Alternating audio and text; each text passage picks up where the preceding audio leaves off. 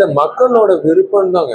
மக்களோட விருப்பம் எப்படி மாறுதோ அதுக்கேற்ற மாதிரி தான். இப்போ 10 வருஷம் முன்னாடி வந்து ஓடிடி இல்லை, இப்போ ஓடிடி வந்துருச்சு.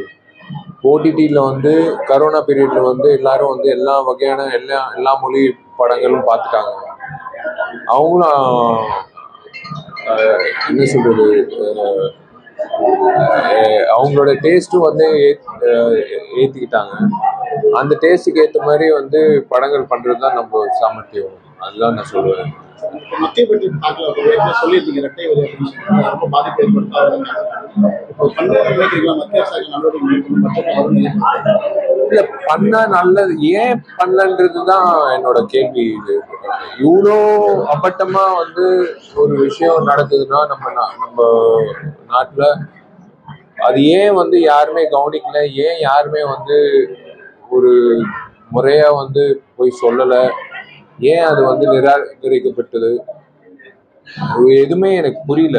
எனக்கு சத்தியமா புரியல. ஏன்னா இத்தனை மாநிலத்துல வந்து தமிழ்நாடு மாநிலத்துல வந்து இப்படி நடக்குது அப்படின்றது 1 வருஷம் 2 வருஷம் இல்லை, போன அரசாங்கமும் சரி இந்த அரசாங்கமும் சரி வாங்கிட்டு இருந்தாங்க. சினிமா துறை வந்து ரொம்ப கஷ்டப்படுது, அது மட்டும்தான் நான் உண்மையை சொல்றேன். இந்த வருடம் வந்து சினிமா துறைக்கு வந்து ரொம்ப கடினமான ஒரு வருடமா இருக்கும்னா காரணம் வந்து நிறைய விஷயங்கள் இருக்குங்க. நிறைய படங்கள் வாங்குறது இல்லை, சின்ன படங்கள் வந்து அதுக்கான இடமும் ஸ்பேஸும் இல்லை. ஏன்னா நீங்க பாத்தீங்கன்னா 10 பெரிய படங்கள் இருக்கு இந்த வருஷம். இப்போல இருந்து டிசம்பர் வரைக்கும் எடுத்தீங்கன்னா 10 பெரிய படங்கள் இருக்கு. அந்த 10 பெரிய படங்கள் வந்து அவங்கவுங்க ஸ்பாட்டை எடுத்துக்கிட்டாங்க. தீபாவளி, ஆயுத பூஜை, டிசம்பர் 25 அப்படின்ட்டு.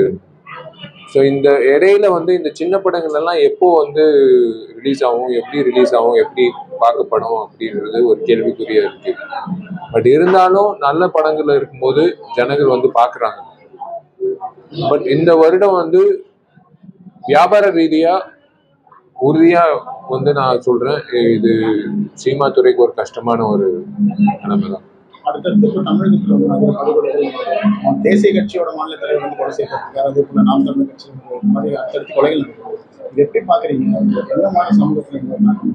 இல்ல, லா அண்ட் ஆர்டர் வந்து நடக்குது, நடக்கலன்னு நான் சொல்லல. லா அண்ட் ஆர்டர் நடக்குது. பட் அதை தாண்டி சில விஷயங்கள் நடக்கும்போது வந்து ரொம்ப தர்ம சங்கடமா இருக்கு. ஸ்ட்ரிக்டா இருக்காங்க, அவங்க வேலை பார்க்குறாங்க. இப்போ நானும் இப்போ இந்த நிகழ்ச்சிக்கு வந்தேன், எனக்கும் பாதுகாப்பு கொடுத்தாங்க.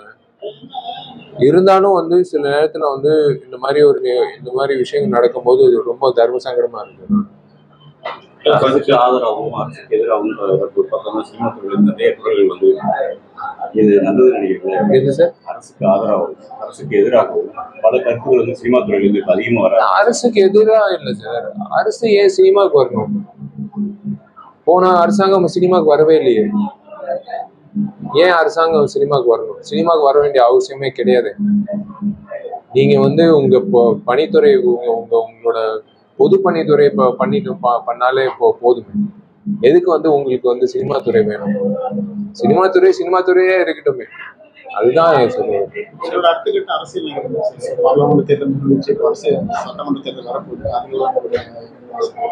வரும், பெரிய பட்டியல் இருக்கும். மல்டிபிளெக்ஸ்ல போய் நீங்க எப்படி வந்து 6 படங்கள் வந்து போஸ்டர் பார்த்துட்டு நீங்க எந்த படம் விருப்பப்பட்டு நீங்க படம் பாக்குறீங்களோ அந்த மாதிரி வந்து இருக்கும். நேரடி அரசியல் களத்துல அது நான் இறங்கணுமா இல்லையா நான் அவங்க சொல்லணும். இறங்கணும்னு அவங்க முடிவு பண்ணிட்டாங்கன்னா நான் வந்து வேற வழி இல்லை. மக்களுக்காக வந்து ஏதாவது ஒன்று, இது சும்மா வந்து நான் ஷூட்டிங் போயிட்டு குடிநீர் இல்லாம ஒரு கிராமத்துல இருந்தது. ஏங்க 70 வருஷம் கழிச்சு குடிநீர் இல்லாம வந்து ஒரு கிராமம் இருக்குன்னா தூத்துக்குடியில, அது பாக்குறதுக்கு அசிங்கமா இருக்கு. நம்மளுக்கு தண்ணி குடிக்கிறதுக்கே ஒரு மாதிரி வருத்தமா இருக்கு. ஸோ அந்த மாதிரி இல்லாம இருந்தா நல்லது. எங்களை போல நடிகர்கள் வந்து நடிகர்களாலே இருந்துருவோம். நாங்க ஏன் அரசியல்வாதிகள் ஆகும்? அரசியல்வாதிகள் நிறைய நடிகர்கள் ஆகும் போது நடிகர்கள் அரசியல்வாதிகள் ஆகிறாங்க. அதுதான்.